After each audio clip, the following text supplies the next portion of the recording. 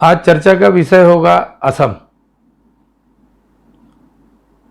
27,000 एकड़ भूमि बांग्लादेशी और रोहिंग्या मुसलमानों से खाली कराने के लिए चलाए जा रहे अभियान के संदर्भ में हम बात करेंगे।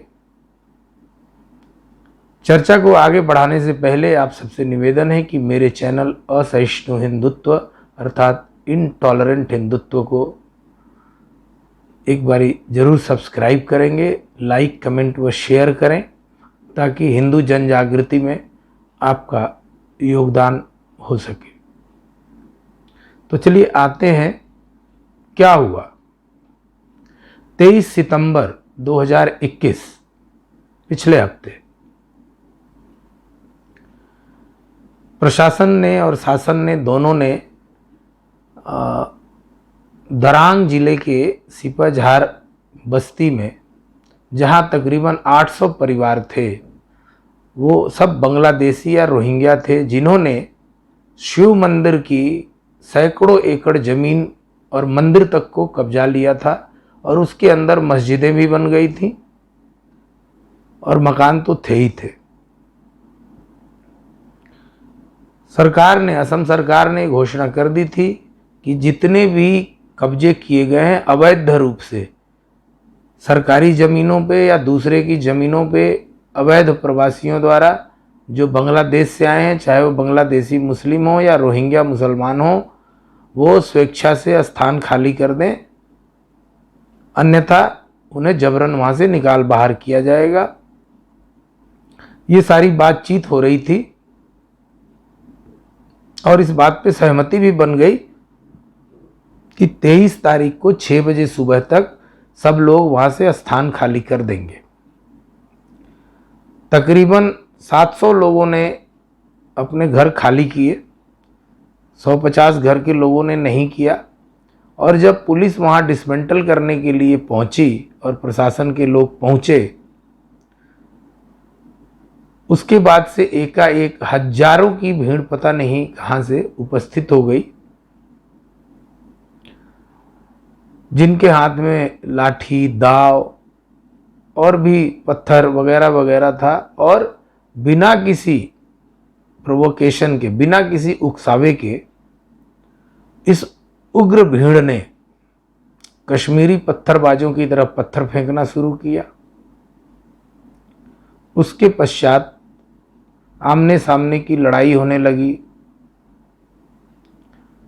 अंततोगत्वा पुलिस के सामने और कोई चारा ना रहा, पुलिस ने आंसू गैस का इस्तेमाल किया, पुलिस ने लाठीचार्ज भी किया, खदेड़ा इन हुड़दंगियों को, इन बांग्लादेशी घुसपैठियों को, इन रोहिंग्या मुसलमानों को जो इस देश के लिए दीमक की तरह हैं। और इस क्रम में 10-15 से ऊपर पुलिस वाले घायल हुए और इनके जो हुड़दंगी थे इनमें भी कई लोग घायल हुए। और इस घटना के दरमियान 2 लोगों की मृत्यु भी हुई, पर उस स्थान को मुक्त करा लिया गया। शिव मंदिर यथावत है और कुछ मजहबी स्थल भी ढहा दिए गए, क्योंकि ये न तो बंगाल है, न तो कश्मीर है, न तो केरल है, ये असम है और इसके मुख्यमंत्री हैं हिमंता विश्व शर्मा, जो कहीं ना कहीं योगी आदित्यनाथ जी महाराज के नक्शे कदम पे चलते हुए मुझे तो लगता है कि 2 कदम आगे तक बढ़ गए हैं। और ऐसा ही होना भी चाहिए। देश में जो मुसलमान पुश्तैनी रह रहे हैं, यानी दादा परदादा लकड़दादा के समय से, उनके लिए कोई आपत्ति नहीं है, पर किसी भी घुसपैठिए को इस देश में ना अब जगह मिलेगी और ना अब रहने दिया जाएगा। उन्हें आने वाले 4-5 वर्षों के भीतर उनके अपने मूल देश में लौटना ही होगा, एन केन प्रकारेण, चाहे जो भी हो।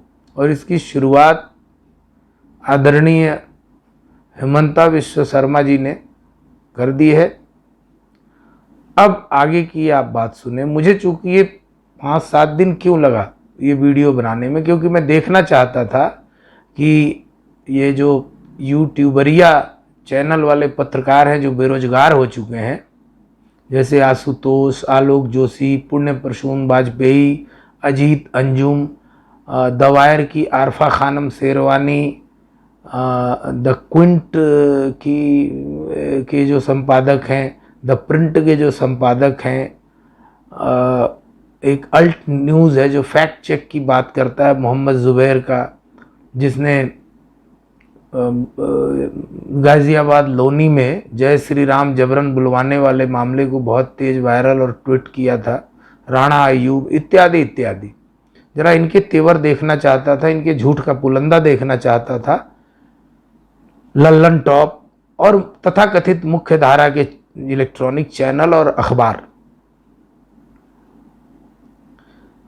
आज ये जो बिलबिला रहे हैं, अगर इनकी जगह जो हुआ, अगर किसी मुस्लिम बस्ती की जगह, मुस्लिम भी नहीं, इस तरीके की घुसपैठियों की जगह अगर कोई हिंदू बस्ती होती अवैध और उस पे इनके मुंह से एक शब्द नहीं निकलता, जैसे इन्होंने कोई नीम का काढ़ा पी रखा हो। एक वर्तमान उदाहरण देता हूं। योगी आदित्यनाथ जी ने रोहिंग्याओं की बस्ती को खाली करा दिया यूपी बॉर्डर पे, और उसके लिए आम आदमी पार्टी का एक जोकर अमानतुल्लाह खान जिहादी, उसने तमाम हंगामा किया। न केंद्रीय सरकार ने कुछ कहा, न दिल्ली सरकार ने कुछ कहा, और उसने जो जो भड़काऊ भाषण दिए उसके खिलाफ कोई मुकदमा दर्ज नहीं हुआ, कोई पूछन। जो इन रोहिंग्या के लिए फट रहा था उनकी बिरादरी के हैं इसलिए। और वहीं एक खोरी गांव है फरीदाबाद दिल्ली बॉर्डर पे, हरियाणा दिल्ली बॉर्डर पे, जो दिल्ली में वैसे पड़ता है, और वहाँ भी हिंदू मुसलमान रहते हैं, और वो भी तथाकथित अनऑथराइज्ड कॉलोनी है और सरकारी ज़मीन पे बनी हुई है। और वहाँ बहुत हंगामा हुआ। लोग आज के तारीख में वहाँ झुग्गी डाल डाल के फिर उसी जगह पे पड़े हुए हैं। लोगों के पक्के घर बने हुए थे, लोगों ने बिल्डरों से ज़मीन खरीदा था। सरकार ने तब कोई रोक नहीं लगाया जब वो बिल्डर ज़मीन बेच रहे थे, लेकिन वो आबादी हिंदुओं की थी, उन पे बुलडोजर चला, नेस्त नाबूद कर दिया गया। पूरी बस्ती को हजारों हजारों की संख्या में लोग थे, और सरकारी ज़मीन पे वो बस्ती बनी हुई थी, अवैध बस्ती थी। भले ही लोगों को चीट करके बिल्डरों ने और प्रॉपर्टी डीलरों ने ज़मीनें बेच दी थी, लोगों ने अपने हिसाब से, और उसमें सारे वैसे लोग थे जो मतलब महीने के 15,000 20,000 रुपया वो मुश्किल कमा पाते होंगे, वैसे लोग थे। पहले उनकी बिजली काटी गई, ये पानी बंद किया गया, मतलब उनको एक तरीके से प्रताड़ित किया गया नित्य क्रिया तक के लिए। और आपने सुना दिल्ली के अखबारों में भी 5वें पेज पे उसका नंबर आता था, और छोटे से खाने में। लेकिन जो असम में हुआ, एक छोटे से 1.5 मिनट के क्लिप को एनडीटीवी ने कितनी देर तक मथा और कितने दिनों तक चलाया, और आज भी चल रहा है।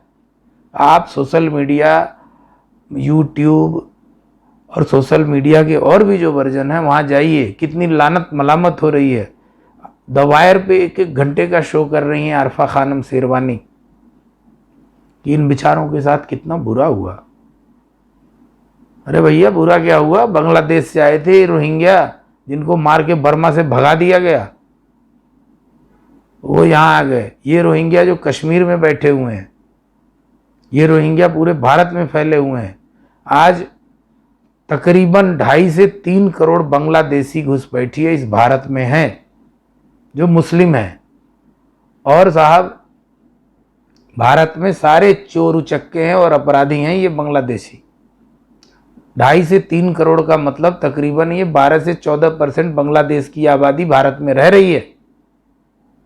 तो इसमें क्या बुरा किया हेमंत बिस्व शर्मा जी ने? आप बताएं, क्यों इतना वितंडा बनाया जा रहा है?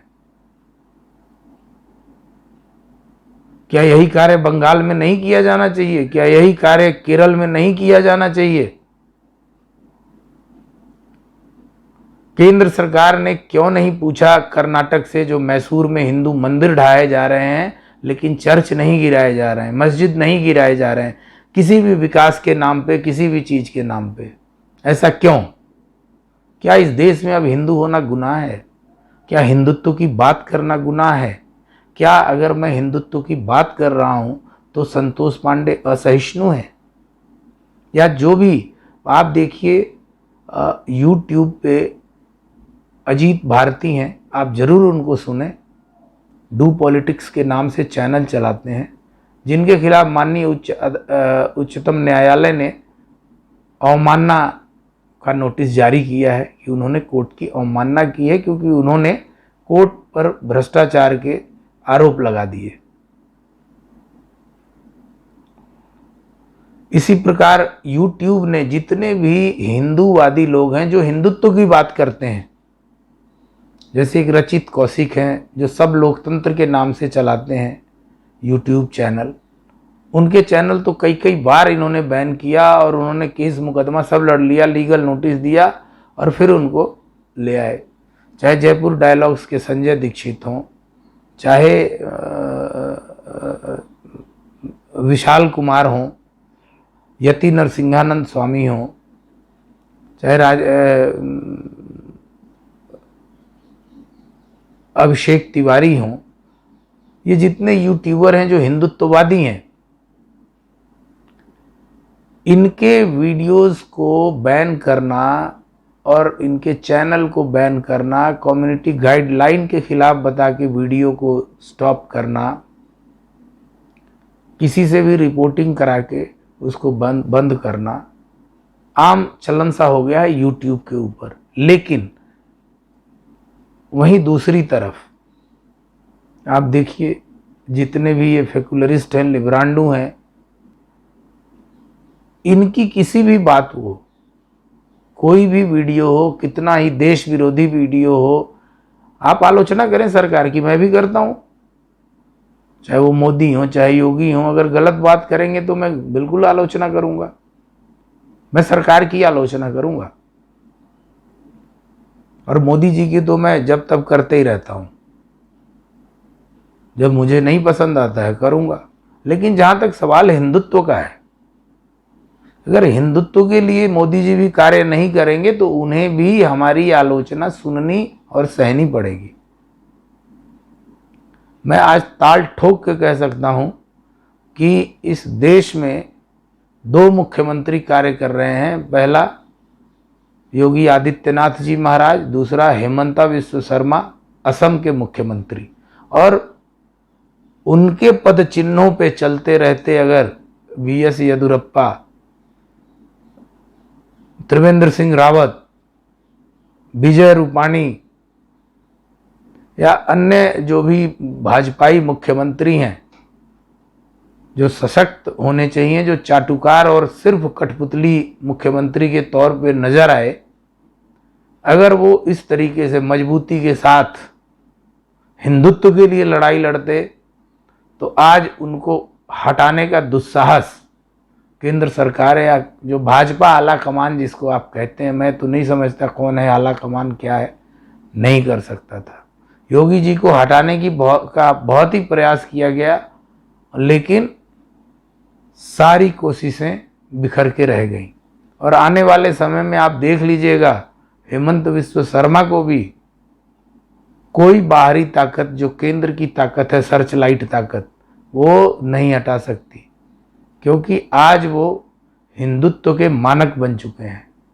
तो इस देश में, किसी भी प्रदेश में भाजपा का वही मुख्यमंत्री मजबूत होगा जो हिंदुत्व का वाहक प्रशासक बनेगा, हिंदुत्व का समर्थक बनेगा, उसके लिए कड़े कदम उठाने के लिए तैयार रहेगा, नए कानून नियम बनाने के लिए तैयार रहेगा, ना कि मदरसों, मौलवियों, मुल्लाओं और फेकुलरिस्टों की चाटुकारिता और उनके सामने ये सिद्ध करने में लगा रहेगा कि मैं बहुत ही नरम हूं, मैं चाहता हूं सबका साथ, सबका विकास, सबका विश्वास। मुझे नहीं चाहिए, ये फालतू की बकवास है। कोई सबका साथ, सबका विकास, सबका विश्वास नहीं होता। ये बात आप मान लीजिए, कभी हिंदुस्तान में हिंदू मुस्लिम की एकता हो ही नहीं सकती, ये चिर सत्य है। क्या आपको लगता है कि हम तो कहते हैं हिंदू मुस्लिम भाई भाई, क्या आप में से किसी ने मुस्लिम हिंदू भाई भाई का नारा किसी मुस्लिम के मुंह से सुना है? नहीं। वो तो खुद ही आपस में भाई भाई नहीं मानते, भाई बहन नहीं मानते, बाप बेटा नहीं मानते। इतिहास उठा के देख लीजिए, जो भी राजा बने उन्होंने अपने बाप बेटा भाई किसी न किसी का कत्ल करके ही गद्दी प्राप्त किया, और वही आज भी उनके यहाँ है। संबंधों का कोई लिहाज ही नहीं होता, चाचा ही चाचा है और चाचा ही ससुर है। खैर ये उनका व्यक्तिगत मसला है, मुझे उससे कोई बहस नहीं है। लेकिन मेरी जो बात है वो सिर्फ ये कहना है कि भाई हिंदुस्तान में हिंदुत्व की बात करना गुनाह क्यों है? भाजपा मोदी जी को इसी के लिए तो चुना था, तो आज तुष्टीकरण में क्यों लग गए आप? और आप लिख लीजिए मान्यवर मोदी जी, आपको 2% वोट भी मुसलमान नहीं डालता है, ना डालेगा, तो फिर क्यों उनकी तुष्टीकरण, क्यों उनकी ज़रूरत? इतना हिंदू बहुसंख्य है आपके पास, और आप सब लोग, माननीय आदरणीय सरसंघ चालक मोहन जी भागवत भी मुसलमानों के तुष्टीकरण में लगे हुए हैं। जो कलीम सिद्दीकी इतना बड़ा सिंडिकेट चला रहा था धर्मांतरण का, उसको आपने आमंत्रित किया बंबई में अपने कार्यक्रम में, और उसके साथ गलबहियां लेके फोटो खिंचवा रहे हैं। मतलब आम हिंदू जनमानस के श्रद्धा पे किस प्रकार से कुठाराघात हो रहा है कि जितने भी हमारे जो सनम हैं हिंदुत्व के, सनम मतलब प्रिय, जो सनम नायक हैं, प्रिय नायक हैं, वो हिंदुत्व को ठगने का ही काम करते आ रहे हैं, और आप भी ठग ही रहे हैं।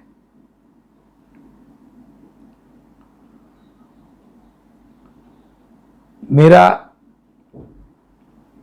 तो मानना ये है कि हेमंत विश्व शर्मा जी को इसी प्रकार चरैवेती के साथ लगे रहना चाहिए, और हिंदुत्व का डंका खुलेआम पीटना चाहिए।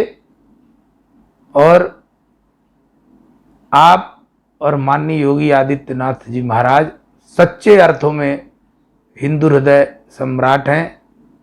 आप लोगों को किसी से मनवाने की ज़रूरत नहीं पड़ी, लोगों ने खुद ही आपको हिंदू हृदय सम्राट मान लिया, सच्चा हिंदुत्व सेवक मान लिया, और आपने अपने भाषणों से नहीं, अपने कृत्यों से इसको साबित भी किया है।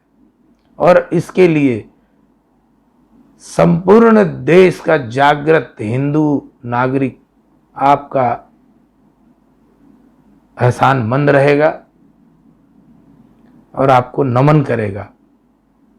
जिस प्रकार तहे दिल से हम आदरणीय कल्याण सिंह जी का आदर करते हैं, आदरणीय महंत माननीय दिग्विजय नाथ जी महाराज का आदर करते हैं, आज जो राम मंदिर बन रहा है इसके मूल में ये दो व्यक्ति रहे, माननीय आडवाणी जी रहे। लेकिन इसमें सबसे पहला जो स्थान होगा कभी भी, वो महंत दिग्विजय नाथ जी महाराज गोरक्ष पीठाधीश्वर तत्कालीन को हमेशा मान्य दिया जाएगा। उस समय के तत्कालीन जिला जज, डीएम सब लोग अभिनंदन के पात्र हैं। और असम में 27,000 एकड़ ज़मीन को खाली कराना बिल्कुल आवश्यक है। और किसी भी लिब्रांडू, सेकुलरिस्ट, फेकुलरिस्ट, अर्खा दत्त, बरखा दत्त, राजदीप, लल्लन टोप, ये लल्लन टॉप है या लल्लन टोपा है पता नहीं लगता, ये जितने भी हैं, पुण्य प्रसून वाजपेयी, आशुतोष, मुकेश कुमार, ये सब बिलबिला रहे हैं। ऐसे लग रहा है जैसे पिस्सुओं के छेद में जहाँ वो रहते हैं उसमें किसी ने तेजाब डाल दिया हो, ऐसे बिलबिला रहे हैं। और बिलबिलाते रहो भाई, आप लोगों का बिलबिलाना जो है हमें बड़ा संतुष्टि प्रदान कर रहा है।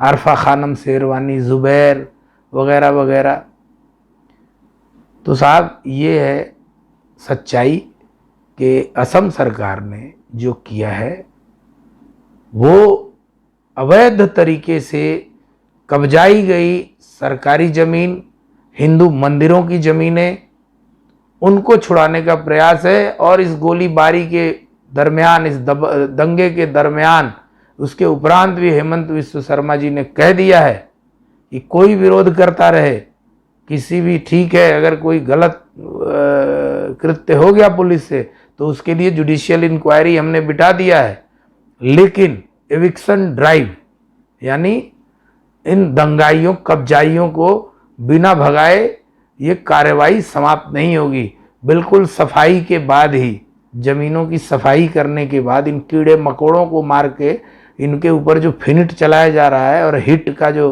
प्रयोग किया जा रहा है, उसके बाद इन्हें समाप्त करके वहाँ से ज़मीनों को साफ सुथरा करके ही माना ये ड्राइव रुकेगी। तो एक बार पुनः हेमंत विश्व शर्मा जी को का बहुत बहुत सादर अभिनंदन, और आप लोगों से निवेदन कि मेरे चैनल को सब्सक्राइब ज़रूर करें। सब्सक्राइब करेंगे मेरे लिए प्रोत्साहन और आशीर्वाद होगा। शेयर करेंगे, लाइक करेंगे और कमेंट करेंगे तो ये संपूर्ण हिंदुत्व के लिए आपकी एक सेवा होगी। हिंदू जनमानस का जागरण आपके हाथों में है। अगर आप इसे सिंपली वीडियो समझ के भूल जाएंगे तो कहीं ना कहीं आपको मैं मानूंगा कि आप हिंदुत्व के प्रति उदासीन हैं, सनातन समाज धर्म के जागृति उत्थान के प्रति आप सजग नहीं हैं। धन्यवाद, प्रणाम, जय श्री राम, जय श्री राम, हर हर महादेव।